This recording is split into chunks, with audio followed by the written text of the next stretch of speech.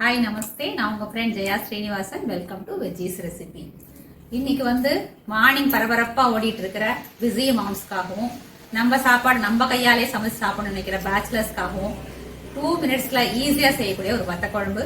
இது சாப்பாட்டோடையும் நல்லா இருக்கும். பொங்கல் அந்த மாதிரி செஞ்சீங்கன்னா தொட்டு சாப்பிடவும் சூப்பராக இருக்கும். 2-3 நாளைக்கு கெட்டு போகாமையும் நல்லா இருக்கும். வாங்க எப்படி பண்ணுறதுன்னு பார்க்கலாம். குவிக்காக டேஸ்டியாக ஈஸியாக செய்யக்கூடிய வத்த குழம்பு ரெசிபி. நான் ஒரு குட்டி மண்பானையில் தான் இன்னைக்கு வத்த குழம்பு பண்ண போகிறேன். நீங்கள் எனி பேன் எது வேணாலும் நீங்கள் யூஸ் பண்ணிக்கோங்க. ஆனால் நீங்கள் இது வரைக்கும் யூஸ் பண்ணதில்லைன்னா மண்பானை நீங்கள் ட்ரை பண்ணி பாருங்கள். மண்பானை சமையல் செம்ம டேஸ்ட்டாக இருக்கிறது மட்டும் இல்லை, 2-3 நாளாலும் கெட்டு போகாமல் சூப்பராக இருக்கும். நம்மளோட எண்ணெய் சூடாயிடுச்சு. நம்மளோட இன்ஸ்டன்ட் தாளிப்பு இருக்கு இல்லையா, அது வந்து 1 டீஸ்பூன் நம்ம ஆட் பண்ணிடலாம். நம்ம இன்ஸ்டன்ட் தாளிப்பு புளி பேஸ்ட்லாம் ரெடியாக வச்சுருந்தோம்னு வச்சுக்கோங்களேன், சமைக்கிறது ஒரு ஃபன் மாதிரி இருக்கும். இந்த வத்த குழம்புக்கு எந்த காய் வேணாலும் சேர்த்துக்கலாம், இல்லை வத்தல் சேர்த்துக்கலாம். நான் வந்து இன்னைக்கு சுண்ட வத்தல் ஆட் பண்ண போகிறேன். உங்ககிட்ட என்ன வத்தல் இருக்கோ நீங்கள் அதை ஆட் பண்ணிக்கோங்க. இல்லை ஏதாவது காய்கறி ஆட் பண்ணிக்கோங்க. வெறும் வெங்காயம் ஆட் பண்ணிக்கலாம், பூண்டு ஆட் பண்ணிக்கலாம். அப்படி எதுவுமே இல்லைன்னா ஒரு அப்பளத்தை பிச்சு போட்டால் கூட இந்த வத்த குழம்பு ரொம்ப சூப்பராக இருக்கும். நம்ம ஆட் பண்ணிக்கிற வத்தல் நல்லா பொரியிற அளவுக்கு நல்லா வதக்கிடலாம். நம்ம ஆட் பண்ணிக்கிற வத்தல் நல்லா பொரிஞ்சாச்சு. இப்போது ஒரு 1/4 டீஸ்பூன் மஞ்சத்தூள் இந்த எண்ணெயிலேயே ஆட் பண்ணிக்கலாம்.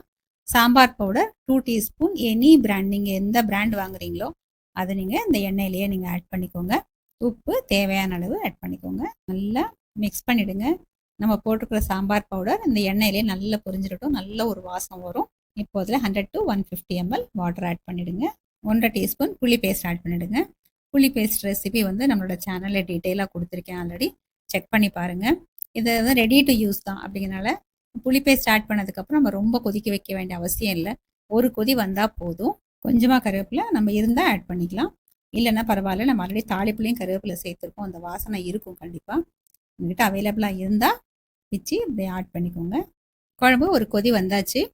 கொஞ்சமாக ஒரு 1/2 டீஸ்பூன் வெல்லத்தை ஆட் பண்ணிக்கலாம். வெல்லம் இல்லை அப்படின்னா நீங்கள் சர்க்கரையும் ஆட் பண்ணிக்கலாம். வெல்லத்தை ஆட் பண்ணிட்டு நல்லா மிக்ஸ் பண்ணிவிடுங்க. கன்சிஸ்டன்சி நமக்கு திக்காக வேணால் திக்காக பண்ணிக்கலாம், இல்லை தண்ணியாக வேணாலும் நம்ம தண்ணியாக பண்ணிக்கலாம். நம்ம ஸ்டார்டிங்கில் தண்ணி ஆட் பண்ணோம் இல்லையா, அது கொஞ்சம் கம்மியாக ஆட் பண்ணிங்கன்னா குழம்பு நல்லா திக்காக இருக்கும். ஸ்டவ் ஆஃப் பண்ணியாச்சு. அதுக்கப்புறம் கொடுப்பாருங்க எவ்வளோ நல்லா கொதிச்சிக்கிட்டே இருக்குது. ஒரு தட்டு போட்டு மூடிட்டு இது 2-3 நாள் வரைக்கும் கூட நம்ம யூஸ் பண்ணிக்கலாம். ரொம்ப டேஸ்ட்டாக இருக்கும். சுடா சாதத்தில் பசங்க சாப்பிட்றதுக்கும் வெண்பொங்கல் தொட்டு சாப்பிட்டாலும் ரொம்ப நல்லாயிருக்கும்.